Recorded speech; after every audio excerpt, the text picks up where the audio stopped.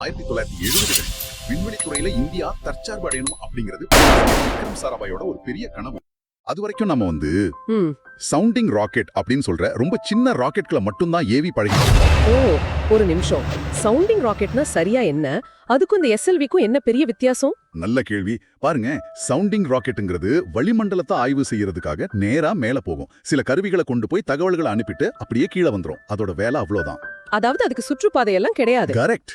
ஆனா எஸ்எல்வி மாதிரி ஒரு வாகனம் அது பூமியோட ஈர்ப்பு விசையவே தாண்டி போகணும். சரியான வேகத்துல சரியான கோணத்துல போய் ஒரு செயற்கைக்கோளை அதோட சுற்றுப்பாதையில நிலைநிறுத்தணும். இது ஒரு மாபெரும் பாய்ச்சல். புரிகிறது. அப்போ இந்த மாபெரும் பாய்ச்சலுக்கான பொறுப்பு 1973ல கலாம் கிட்ட வருது. இலக்கு 40 கிலோ எடை உள்ள ரோஹிணி செயற்கைக்கோள். அதை பூமிக்கு மேல 400 கிலோமீட்டர் உயரத்துல நிலைநிறுத்தணும். ஆனா இங்கேயே ஒரு பெரிய சிக்கல் வந்திருக்குதே. ஆமா, கலாம் இந்த திட்டத்துக்கு கேட்டது 275 விஞ்ஞானிகள். ஆனா அவருக்கு கிடைச்சது வெறும் 50 பேர் கொண்ட ஒரு சின்ன டீம் தான். இது எப்படி சாத்தியம்? இவ்ளோ பெரிய கனவை வெறும் 50 பேரை வச்சு ஆரம்பிக்கிறதே ஒரு பெரிய சவால் இல்லையா? நீங்க சொல்றது ரொம்ப முக்கியமான பாயிண்ட். அதுதான் இந்த கதையோட திருப்பு முனை. வளங்கள் ரொம்ப குறைவா இருந்தப்போ ஒரு தலைவரா கலாம் எப்படி ஒரு டீமை கட்டினாருங்கிறது தான் இந்த விஷயம். அவர் ஒரு வழக்கமான மேலாளர் மாதிரி இல்ல. மாதவன் நாயர், சீனிவாசன், பிள்ளைன்னு திறமையான இளைஞர்கள் அடையாளம் கண்டு அவங்களுக்குள்ள இருந்த திறமையை வெளியே கொண்டு வந்தார். அங்க பதவி அதிகாரம்னு எதுவும் இல்ல. எல்லோரும் நண்பர்கள் மாதிரி ஒரே இலக்க நோக்கி வேலை செஞ்சாங்க. இது ஒரு பக்கம் தொழில்முறை சவால்னா, இன்னொரு பக்கம் அவரோட தனிப்பட்ட இழப்புகளையும் குறிப்பிட்டாங்க. ஆமா, அது ரொம்ப கடினமான ஒரு காலகட்டம் அவருக்கு. திட்டப்பணிகள் தீவிரமா நடந்துட்டு இருந்தப்போ அவருக்கு வழிகாட்டியா இருந்த மைத்துனர் ஜலாலுதீன் இறந்து போறாரு. கொஞ்ச நாள்லயே அவரோட தாயாரும் இறந்து போறாங்க. இவ்ளோ துயரத்துக்கு நடுவுல எப்படி ஒருத்தரால இவ்ளோ பெரிய திட்டத்துல கவனம் செலுத்த முடியும்? அதுதான் கலாம். அந்த துயரங்களை அவர் மனசுக்குள்ளேயே வச்சுக்கிட்டு வேலையில முழுசா மூழ்கிட்டார். சொல்லப்போனா அந்த வேலையை ஒரு தவம் மாதிரி செஞ்சார். SLV-3 வெற்றி தான் தன் பெற்றோருக்கு செய்யற உண்மையான அஞ்சலின்னு நம்பினார். அந்த வலியே அவருக்கு உந்து சக்தியா மாறிடுச்சு. மிகச்சரியா சொன்னீங்க. ஆகஸ்ட் 10, 1979 SLV-3 முறையா விண்ணில் ஏவப்பட தயாரா இருக்கு. ஒரு தேசத்தோட எதிர்பார்ப்பு மொத்தம் அந்த சில நிமிடங்கள்ல அடங்கி இருக்கு. ஆமா, கவுண்ட் டவுன் போயிட்டு இருக்கு. கடைசி நிமிடங்கள் T8 மினிட்ஸ். அப்போ கணினி ஒரு எச்சரிக்கை சமிகனை காட்டுது. ராக்கெட்டோட 2வது நிலையில ஒரு வால்வ்ல கசிவுன்னு சொல்லுது. ஆமா, இதுதான் அவங்க எடுக்க வேண்டிய மிக கடினமான ஒரு முடிவு. அந்த நேரத்துல ஏவுறதா வேண்டாமான்ற பெரிய கேள்வி. ஒரு நிமிஷம். கணினி ரொம்ப தெளிவா ஒரு கசிவு இருக்குன்னு சொல்லுது. அப்புறம் ஏன் அது மீறி ஏவ முடிவு செஞ்சாங்க? அது ஒரு பெரிய சூதாட்டம் மாதிரி இல்லையா? இது ஒரு நல்ல கேள்வி. இத சூதாட்டம்னு சொல்றதை விட ஒரு கணக்கிடப்பட்ட துணிச்சல், அதாவது கால்குலேட்டட் ரிஸ்க்னு சொல்லலாம். ஓகே. ராக்கெட்டோட 2வது நிலையில இருந்த ஆக்சிடைசர் டேங்க்ல ஒரு சின்ன கசிவு. இந்த ஆக்சிடைசர்னா என்னன்னா, விண்வெளியில காத்து இருக்காது இல்லையா? ஆமா, ஆக்சிஜன் இருக்காது. அதனால எரிபொருள் எரியறதுக்கு தேவையான ஆக்சிஜனை ராக்கெட்டே கொண்டு போகணும். அதுதான் ஆக்சிடைசர். அந்த கசிவோட அளவை கணக்கு பண்ண விஞ்ஞானிகள் கையிருப்புல இருக்கிற கூடுதல் ஆக்சிடைசர் அதை சரி செஞ்சிடும் நம்பினாங்க. அப்ப அது ஒரு நிபுணர்களின் கணிப்பு. ஆமா, கணினியோட எச்சரிக்கையை மீறி தங்களோட நிபுணத்துவத்தை நம்பி திட்ட இயக்குனர் முறையில கலாம் ஏவுதலுக்கு உத்தரவு கொடுத்தார். ராக்கெட் சீறி பாஞ்சது. முதல் நிலை திட்டமிட்டபடியே வெற்றிகரமா பிரிஞ்சது. கண்ட்ரோல் ரூம்ல ஒரு நிமிஷம் நிம்மதி. ஆனா சரியா 317 வினாடிகளுக்கு பிறகு எல்லாம் தலைகீழா மாறிடுச்சு. ஐயோ! 2வது நிலையில கட்டுப்பாட்டு அமைப்பு வேலை செய்யல. காரணம், அவங்க சின்னதுன்னு நினைச்ச அதே ஆக்சிடைசர் கசிவுதான். அது வால்வுகளை உறைய வச்சிடுச்சு. ராக்கெட் தடம் மாறி ஸ்ரீஹரிகோட்டாவில இருந்து 560 கிலோமீட்டர் தூரத்துல வங்கக்கடல்ல விழுந்து நொறுங்கிடுச்சு. பல வருஷம் உழைப்பு வெறும் 317 வினாடிகள்ல கடல்ல கரைஞ்சு போச்சு. அந்த நேரத்துல கலாமோட மனநிலைய அவர் மனசளவுல உடல் அளவுல வஞ்ச சோர்ந்து போய்த்தார். ஆமா, அது ஒரு மிகப்பெரிய அதிர்ச்சி. ஆனா அப்போதான் உண்மையான தலைமை பண்பு வெளிப்படுது.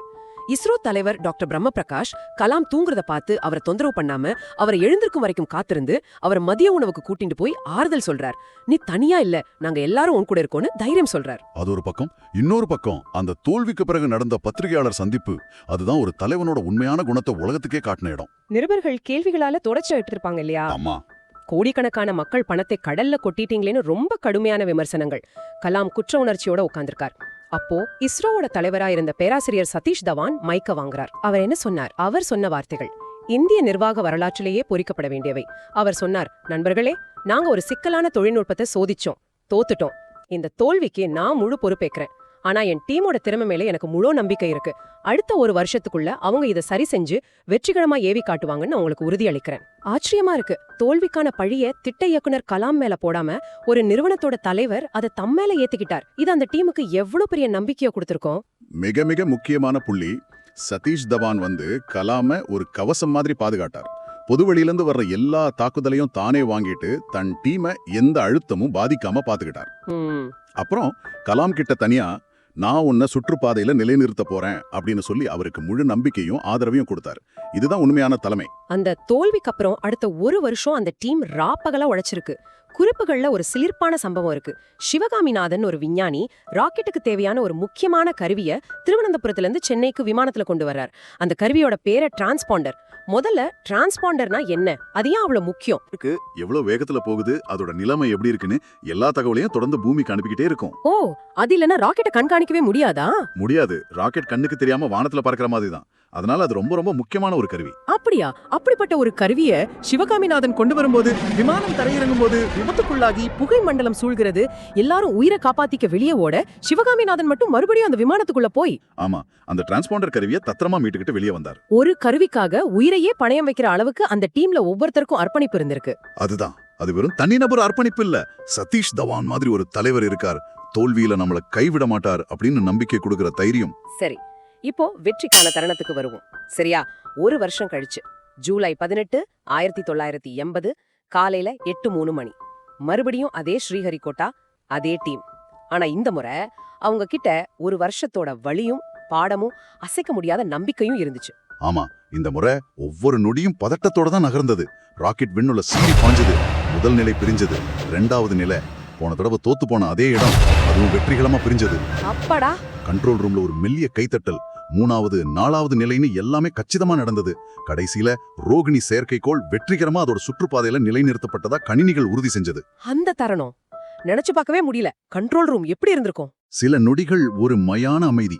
யாராலையும் நம்ப முடியல. அப்புறம் கலாம் உணர்ச்சி ததும்ப கொஞ்சம் உடைந்த குரல்ல மைக்கில் அறிவிச்ச அந்த வார்த்தைகள் சரித்திரத்துல பதிவாயிடுச்சு. Mission director calling all stations, Rohini is in orbit.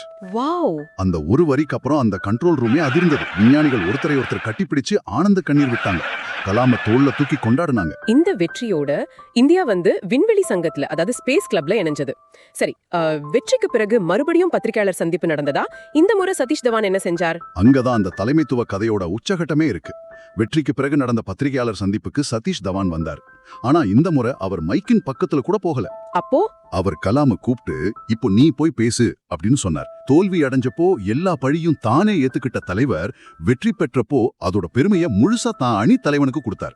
ஒரு தலைவர் எப்படி இருக்கணும் அப்படின்றதுக்கு இதை விட ஒரு சிறந்த பாடம் இருக்கவே முடியாது. ஆக இதுல இருந்து நாம கத்துக்கிற பாடம் என்னன்னா, தோல்விக்கான பழிய முழுசா ஏத்துக்கோ, வெற்றிக்கான பெருமைய முழுசா பகிர்ந்துக்கோ. இதுதான் ஒரு மீண்டெழும் திறன் கொண்ட ஒரு குழுவை உருவாக்குறதுக்கான சூத்திரம். மிகச்சரியா சொன்னீங்க. இந்த அனுபவம் தான்